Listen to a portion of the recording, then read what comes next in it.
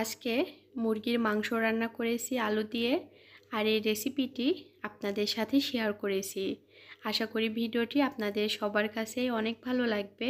তাহলে চলুন মূল ভিডিওটি দেখে নেওয়া যাক। আসসালামু আলাইকুম everyone, welcome back to my channel. আমি আফসানা মিমি, সবাইকে ওয়েলকাম জানাচ্ছি আমার চ্যানেল আফসানা মিমি ব্লগস থেকে। কেমন আছেন সবাই? আশা করি সবাই ভালো আছেন। আলহামদুলিল্লাহ, আমিও ভালো আছি। আজকে মুরগির মাংস রান্না করব, আর এই রেসিপিটি আপনাদের সাথে শেয়ার করব। আশা করি ভিডিওটি আপনাদের সবার কাছে অনেক ভালো লাগবে। তো মুরগির মাংস আমি ভালোভাবে পরিষ্কার করে ধুয়ে উঠিয়ে নিয়েছি। এখন এই মাংসটা আমি মেখে রাখবো কিছুক্ষণ।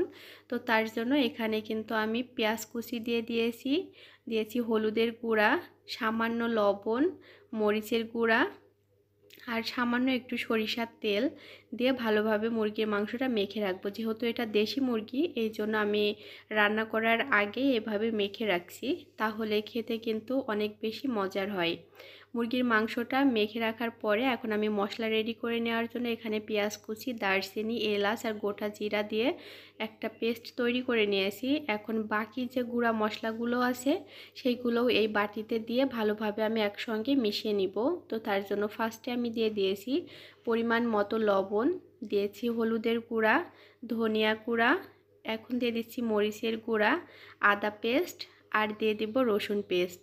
এই মশলাগুলো একসঙ্গে মিশিয়ে রান্না করব, এই জন্য একটা বাটিতে নিয়ে নিয়েছি। তাহলে আমার একটা একটা করে আর দিতে হবে না, সব একসঙ্গে মেশানো থাকলে রান্নাটা ইজি হয়ে যাবে। তো মশলাটা রেডি করা শেষ, এখন আমি রান্না শুরু করব। তো তার জন্যই যে চুলার উপরে একটা পাত্র বসিয়ে দিয়েছি আর এখানে তেল দিয়ে দিয়েছি। তেলটা একটু গরম হয়ে যাওয়ার পরেই কিন্তু আমি এই যে রেডি করে রাখা মশলাগুলো একসঙ্গে দিয়ে দিয়েছি আর দিয়ে দিয়েছি কয়েকটা তেজপাতা। এখন মশলাটা কিন্তু আমি সুন্দরভাবে কষিয়ে নিব। এই যে দেখেন, কষিয়ে নেওয়ার জন্য এখানে আমি পানি দিয়ে দিয়েছি। মশলাটা একটু সময় নিয়ে কষিয়ে নিতে হবে, তাহলে কিন্তু খেতেও অনেক মজা হবে। তো ভালোভাবে কষিয়ে নেওয়া শেষ, তেলটা উপরে চলে আসছে। এখন মেখে রাখা মাংসগুলোও দিয়ে দিয়েছি। মাংসটা দিয়ে এখন আমি খুব সুন্দরভাবে মশলাটার সঙ্গে মুরগির মাংসগুলো মিশিয়ে নিব। তো ফার্স্টে এই যে দেখেন অনেকটাই পানি বের হয়েছে। তো এখন আমি ভালোভাবে এই মশলাটার সঙ্গেই কিছুক্ষণ মুরগির মাংসটা রান্না করে নিব। তারপরে যখন একদম পানি থাকবে না, পরে কিন্তু আমি আবার এক্সট্রা পানি অ্যাড করব। তো অনেক সুন্দর কিন্তু কালার এসেছে, আর যেহেতু দেশি মুরগি এই জন্য রান্না হইতেও একটু সময় লাগবে। এই জন্য আস্তে আস্তে পানি দিয়ে আর ঢাকনা দিয়ে ঢেকে সুন্দর করে রান্না করে নিব। কষিয়ে নেওয়ার জন্য পানি দিয়ে দিয়েছি। এই যে দেখেন অনেকটা কিন্তু পানি শুকিয়েও গিয়েছে।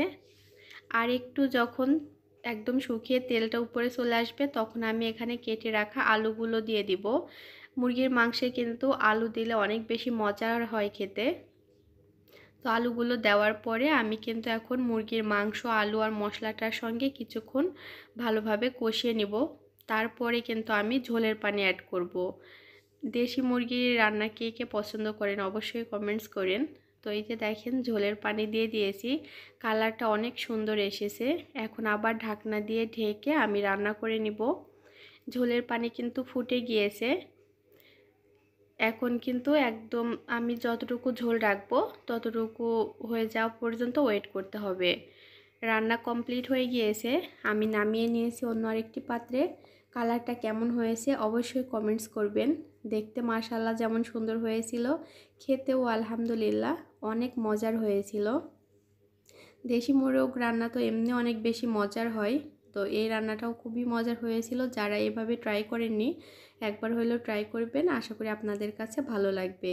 তো আজকে এই পর্যন্তই, সবাই সুস্থ থাকবেন, ভালো থাকবেন, আল্লাহ হাফেজ।